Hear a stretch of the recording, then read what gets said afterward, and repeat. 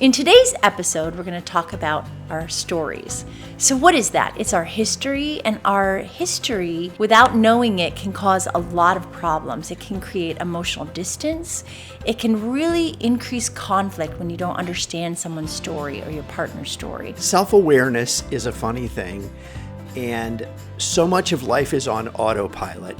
And it just happens, especially as adults. I mean, I brushed my teeth this morning. It happens the same way every day. And I think a lot of life is like that. It just kind of happens automatically. But my way of doing it isn't necessarily your way of doing it. That's right. And so we really want to start with a funny story about birth order, right? Well, I'm a firstborn, right? I'm the oldest of four. So I have two brothers that were a year and a half and then a year and a half behind me. So the three boys, we grew up in the family in Fort Wayne, Indiana, and I grew up in a middle-class family. And then my sister came along about 6.5 years later. So there's 9.5 years between me and my youngest sibling, my sister. And we grew up in a middle-class family. The three boys were kind of doing our thing. Our sister came along later and became very much a part of the family, and of course still is. And so there's a real dynamic with that. But firstborn means that you're of course the golden child when you're firstborn, because my parents did want me. But then the number two comes along, and I'm no longer king of the throne, right? Then my brother behind me, and then of course another brother came, so he gets dethroned, and then we have the next one. And so if you ever read the birth order book by Dr. Kevin Lehman, you would see that matters. So I'm a firstborn. In a middle-class family where my dad, and mom were together. And that's kind of what my history is as I come into our marriage. Yeah, but that brings a dynamic, right? So the reason that story is important is because it informs who we are and how we relate to each other.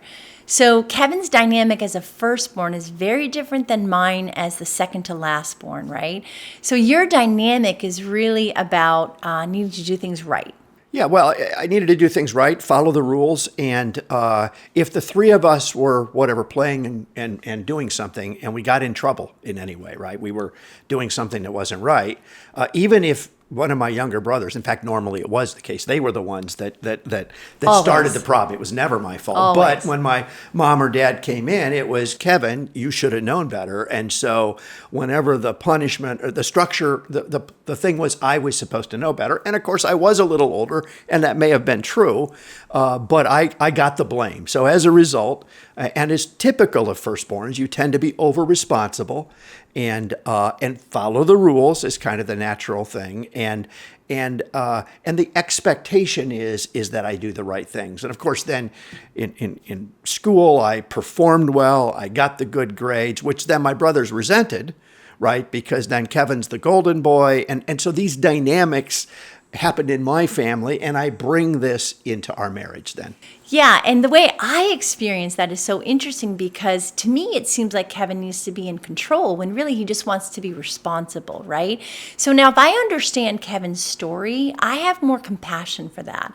I can listen for when does he feel like he's in trouble? You know what I mean? Like it's not like, oh, I'm going to treat him like a child, but because I know his childhood story, I'm going to give real attention to that, right? Like I'm going to listen for the dynamic. Is like, oh, I must have done something wrong. It must be my fault. That plays out as a hidden dynamic in a marriage.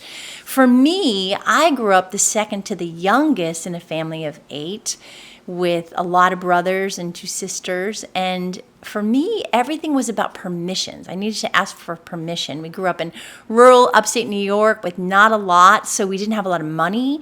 So you didn't just buy things, right? And so we have a really funny story.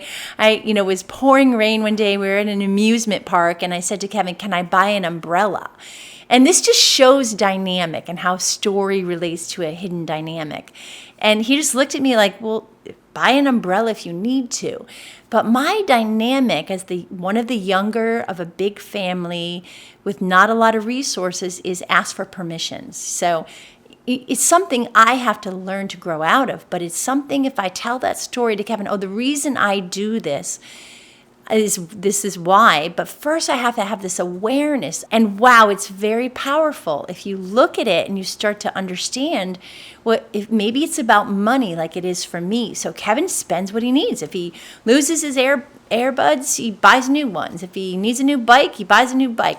If I need a new bike, I ask for permission, right? I'll spend a little bit of money a lot of the time, but Kevin we have a problem with commas, right? Like Kevin can spend thousands, and I'm like, what about this $100? And that it's not to say that that's a bad thing, but it's a dynamic, right? Middle class, not a lot of means, and so for us, money has been a very interesting issue because we end up working out of our childhood dynamic,